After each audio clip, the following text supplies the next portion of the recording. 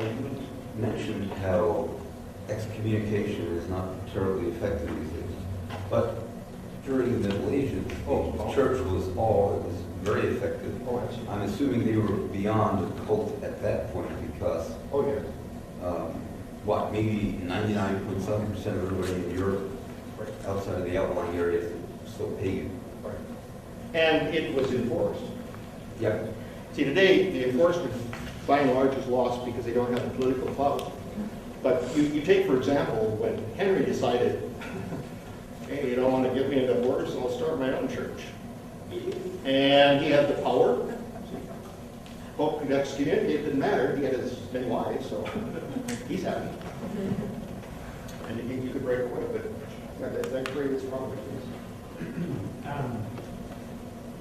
One of my fundamental belief structures is that there's 3 city-states in the world. Vatican City, run by Jews. New York, or Washington, D.C., which is the muscle, and then the banking section of London as the money managers, with the Vatican being the mind washer and money grabber. But diversifying that, so it's not so it doesn't have so much concentration. I was thinking about an approach of somewhere along the line of Stephen Colbert report and just satirizing. Because reason doesn't work. That's true. Some of the best movies that are anti-Catholic are really those that make you think about the craziness. The Exorcist, when I was great, The Exorcist was a big movie. You watch the girl being possessed by the devil and her head is whipping around and you're all,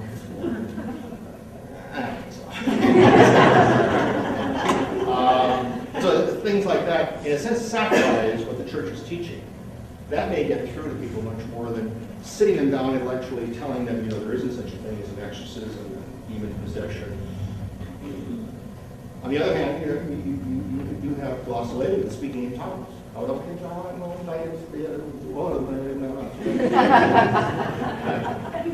sure we can translate that. This is a more general question. You hear a lot of religious types say that God is a jealous God. It doesn't make sense. If he's God, what's he got to be jealous about? And they're just little ants compared to a human. God is compared to us. Question about Could you comment on that? the idea that God is a jealous God, which seems to be the Judeo-Christian tradition we're talking about. Although certainly Zeus was a jealous god. Thor used to throw some pretty good hits. Minor lightning. It comes out of the Old Testament tradition more than anything. You go back and you read the Old Testament, and you get the idea that you're moving through the wilderness as Jews, and you come upon Baal worshippers. I am a jealous God. You must wipe them off the face of the earth. And be sure you get all those kids, because they grow up to be Baal worshippers, So you kill the children, you kill the women, you kill everybody, and you kill the ox, and you kill the goat. Just make sure it's clean. It's a good thing they didn't have nukes back then. Yeah. Although I guess Sodom and Gomorrah was nuked, wasn't it, by God? But that's where the jealous God comes in.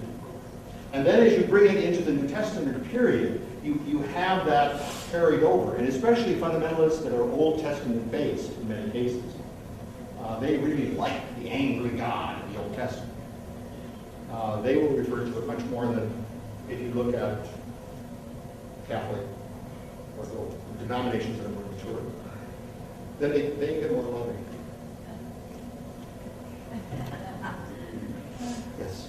Don't you find that religion is basically an expression of society in which you live in, or a cultural thing? The question was religion more a society thing and a cultural thing. And it certainly developed that way. One of the books that I recommend which is quite accessible by Michael Sherman, How We Believe. You start out with family groups, and you get to a group of 150 people, small group, you get, and you try to explain things, and I think then it's very reflective of the culture. Yeah, yeah. And those which become gods are the ones that you're most afraid of. Right. Or you take the cult groups, cargo groups, where the planes landed in the Pacific, and it was God landing in big, now they're still praying, maybe the big plane will come back and bring more cargo. So it does reflect culture. But once you become more sophisticated, and I think this is where cults become much more difficult to break, or denominations, is once it is established within the social and political control, then you don't look at it in that way. Now it's a different phenomenon for people that are religious. Yeah. The cameraman had a question.